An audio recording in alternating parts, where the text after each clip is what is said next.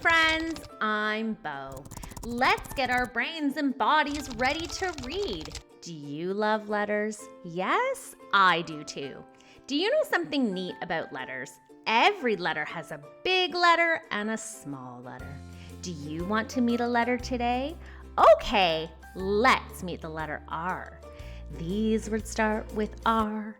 Rose, rabbit, and red. Rose, rabbit, and red. I'll start with R. Great job!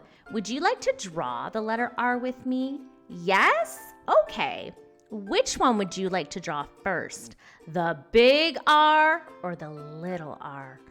Okay, let's draw the big R first. Draw a line, now a bump. Kick the line out, now let's jump.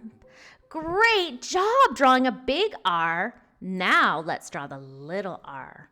Draw a line, add a little arc. Great job, friends. Let's do that again. Draw a line, add a little arc. Great job, friends. Do you like the park? Do you remember what letter we met today? That's right, the letter R. Thank you for learning and moving with us. Bye for now.